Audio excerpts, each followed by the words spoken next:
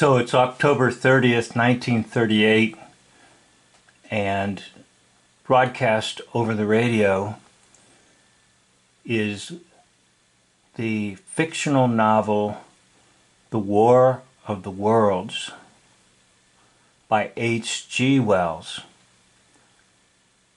But a mastermind by the name of Orson Welles is leading the radio drama on October the 30th, 1938. The Mercury Theater supposedly terrorizes the nation. Not really true. But in a way it was a test of the power of media. And so we're going to go to this little news conference, as you can see the photo here. We're going to go to the news conference where Orson Welles is responding to reporters. Of course, the news conference was set up.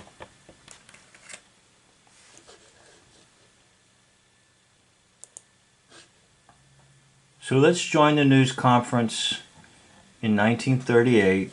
The one in the middle is the mastermind of the Mercury Theater, that is Orson Welles.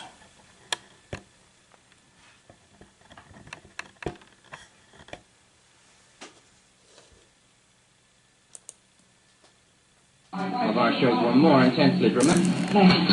Psychological reason that? I simply don't know. I can't imagine. I mean, you must realize that when I left the broadcast last night, I went into dress rehearsal for a play that's opening in 2 days, and I've had almost no sleep, and I know less about this than you do. I haven't read the papers. What was the first something you had that something was wrong?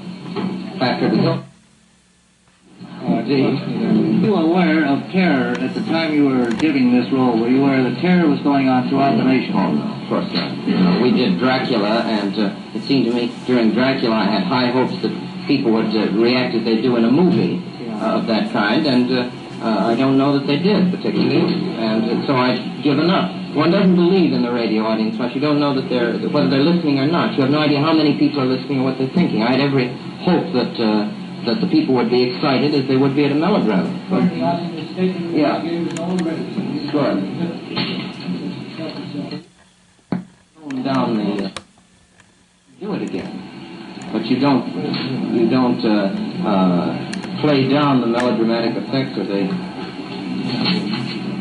melodrama. Have you altered your plans for future programs in any way as a result of this incident? Naturally, we will have to sit down and think very carefully about future broadcasts. Have you made any specific changes in any programs that were scheduled, such as next week's, for instance? No. Mr. Wells, 3 short stories.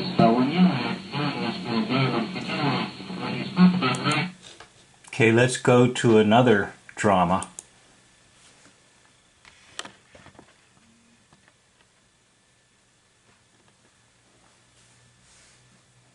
It involves this man,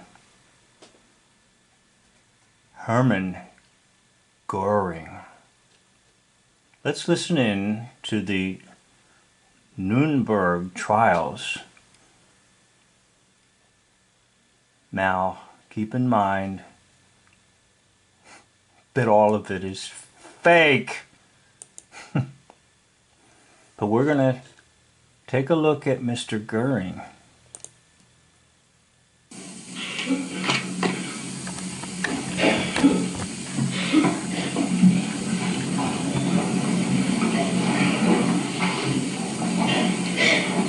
Dr. Soda.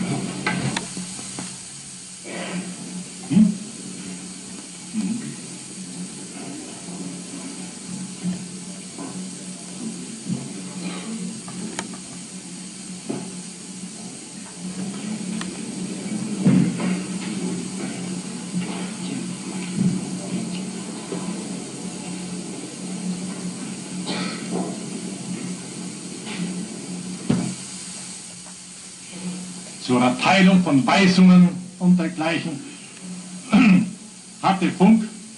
Now the camera is far away, so he's speaking in German, and there's going to be a reply in German.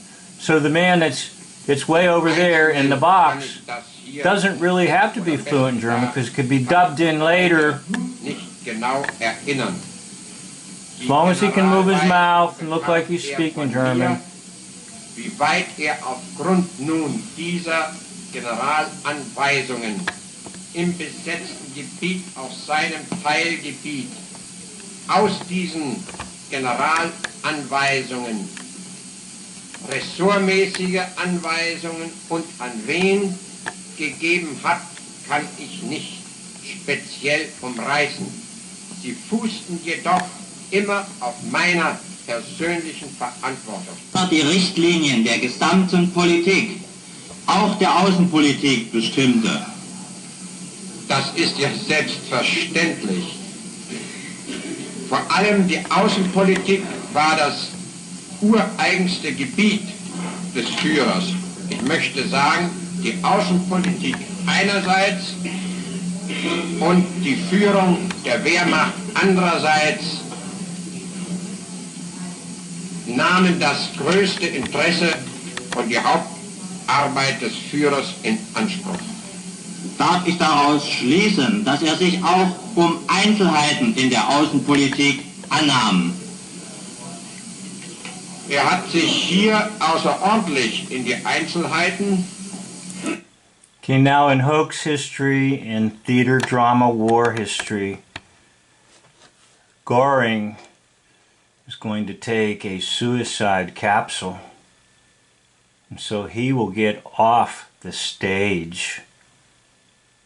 And guess who has been used to getting off the stage?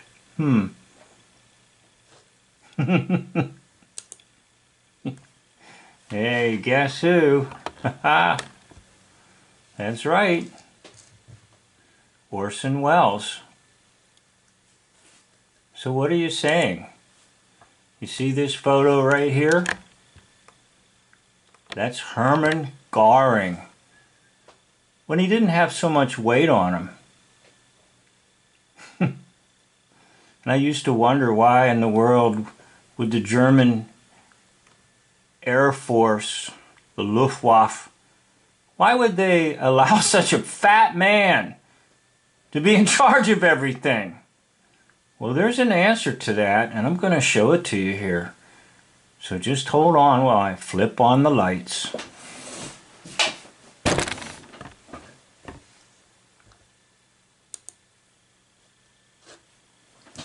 So I want to show you.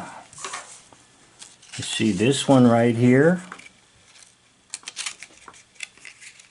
That's Herman Goering.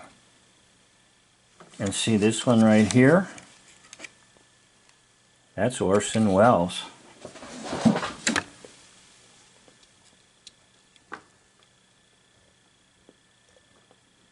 Herman Goering on your left, Orson Welles on your right.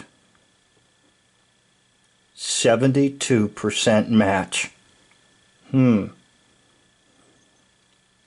Yes, Orson Welles was quite accustomed to going on stage and performing, and quite accustomed to disappearing and appearing in another role. Yes, you guessed it. It was all show.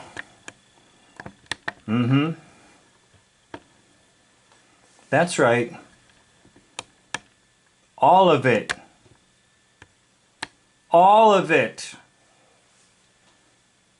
The head of the Luftwaffe was Orson Welles. Because it was pretend. It was nonsense. There was no battle of Great Britain, no battle in the air. There was no bombing of Great Britain in London. The only bombs that were dropped were bombs dropped in people's heads. Oh, I know, they had interesting ways of getting people to go underground and disappear. Then set off some explosives And if people didn't go underground, what they did was they would set off some bombs around their house. They didn't destroy their home. They didn't destroy or kill the people. But they would frighten the daylights out of them.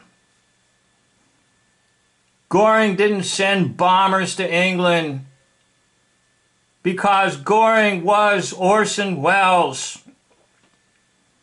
Orson Welles played a role.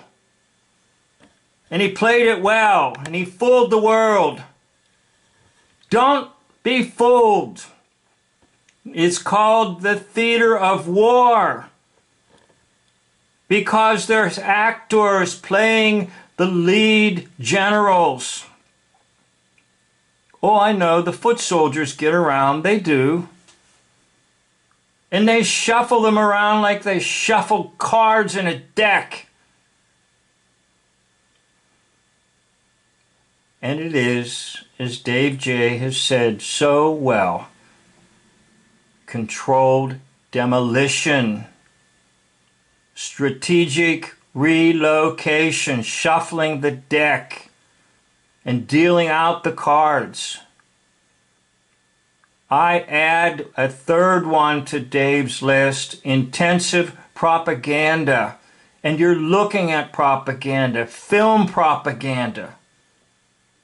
All the film propaganda was just actors.